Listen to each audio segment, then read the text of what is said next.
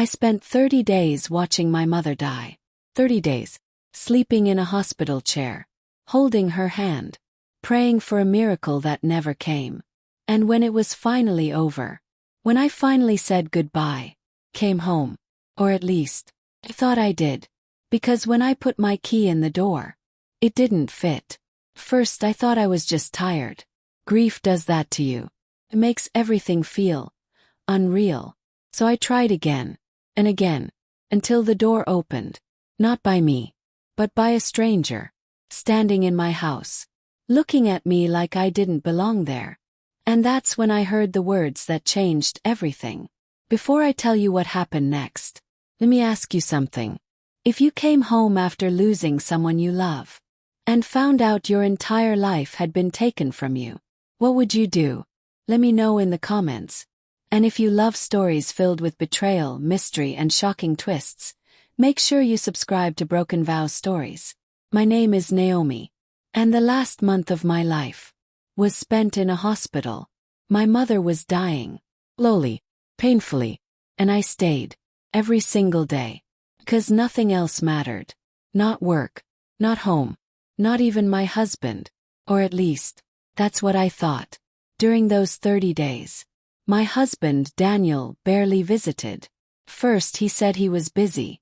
Work, stress, things he couldn't get out of. I didn't question it, because I was focused on my mother, focused on the time I had left. But looking back now, there were signs, missed calls, short replies, days where he didn't check in at all. I told myself he was just overwhelmed. I told myself everything was fine, because the truth was too heavy to face. The day I returned, everything felt off. The street looked the same. The house looked the same. But something felt different. Quiet. Too quiet. And then, the key didn't work. When the door opened, froze. A woman stood there, holding a set of keys, wearing my slippers. Behind her, my furniture, my life, everything exactly where I left it. But somehow, none of it belonged to me anymore. I think you have the wrong house, she said. And for a moment, I almost believed her, until I said my address out loud. And she paused, then said something I'll never forget. This house was sold 3 weeks ago. My stomach dropped, because there was only one person who could have done that. My husband. Called him immediately. No answer. Again. Nothing. Again. Straight to voicemail. And that's when panic turned into something else. Fear. I spoke to the woman. She showed me paperwork, contracts, signatures, everything legal, everything real. And right there was his name, Daniel. I rushed to check everything else. Our accounts, savings, joint funds, cleared. It wasn't just the house. He had taken everything. And that's when it hit me. This wasn't impulsive. This wasn't emotional. This was planned, carefully, quietly, while I was sitting in a hospital, watching my mother take her last breath. He didn't just leave me. He waited. Waited until I was distracted. Until I was vulnerable. Until I couldn't see what he was doing. And then, he erased me. I sat on the curb that day, with nowhere to go. No home. No answers. No husband. And one question running through my mind. Why? But then, something unexpected happened.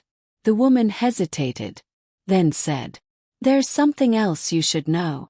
She told me Daniel wasn't alone when he sold the house. There was someone else. Another woman. And suddenly, everything started to connect. Distance. The silence. The absence. He wasn't busy. He was building a new life. Not just without me, but over me. Using everything we built to fund his escape. I left to say goodbye to my mother. But when I came back, I had lost my home, my marriage, and the life I thought was mine. The day my husband sold our house and disappeared, he thought he had won. No confrontation. No consequences. No trace. Just gone. And for a moment, believed that too. Until I realized something.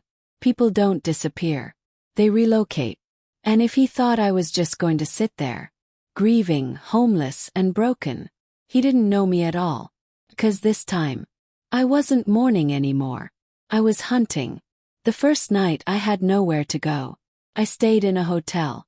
One suitcase, one phone, and a mind that refused to rest. Because grief had turned into something else. Focus. I started with the accounts. Even though he cleared them, he made one mistake. He moved the money. And money always leaves a trail. I went to the bank. Not as a victim, but as someone who needed answers. Transactions, transfers, patterns. And there it was. A large transfer. To an account I didn't recognize. First it meant nothing. Just a name. But then I remembered what the woman at the house said. He wasn't alone. So I searched. Social media. Public records. Anything I could find. And then saw her. The same woman. Standing next to Daniel. Smiling. Comfortable. Like she had always been there. This wasn't new. This wasn't recent. This had been going on. For a long time. I traced everything. The account. Payments. The patterns. And eventually, found an address. Different city. Different life. Same man. I didn't call him. I didn't warn him. I didn't give him time to prepare. I just went.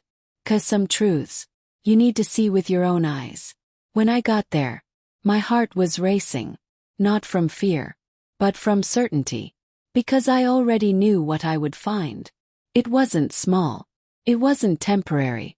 It was new. Clean. Fully furnished. Built with money that used to be mine. I stood outside the door. The same way I had weeks ago. Except this time, I wasn't confused. I wasn't grieving. I was ready. I knocked. And when the door opened, there he was. Daniel. Alive. Comfortable. Unbothered. Until he saw me. For the first time. He looked exactly how I felt. Surprised. Unprepared. Suppose. Neither of us spoke. 'Cause sometimes, silence says everything. Then she appeared. The woman from the photos. Standing behind him. And suddenly, this wasn't just betrayal. It was replacement. He didn't just leave. He upgraded. At least, that's what he thought. He started talking. Explaining. Excuses. Justifications. But I didn't come for closure. Came for control. Because while he thought he had taken everything, there was one thing he didn't know. Something he overlooked.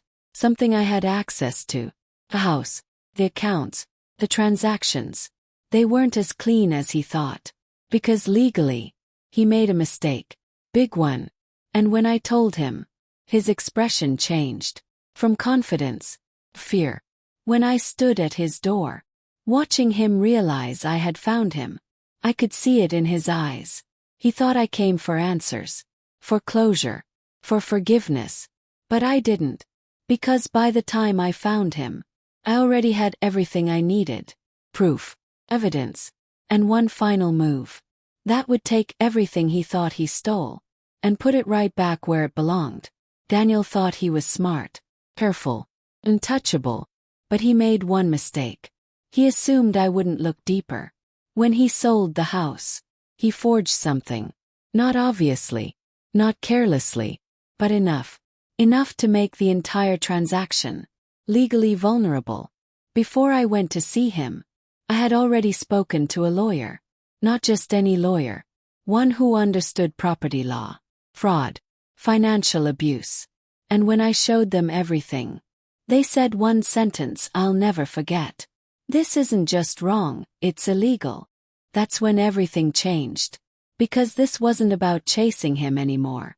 It was about dismantling everything he built with what he stole. I didn't confront him immediately. I let him talk. Let him explain. Let him believe he still had control.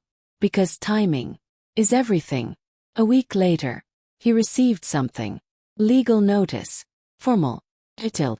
Unavoidable. That's when the calls started. Missed calls. Voicemails.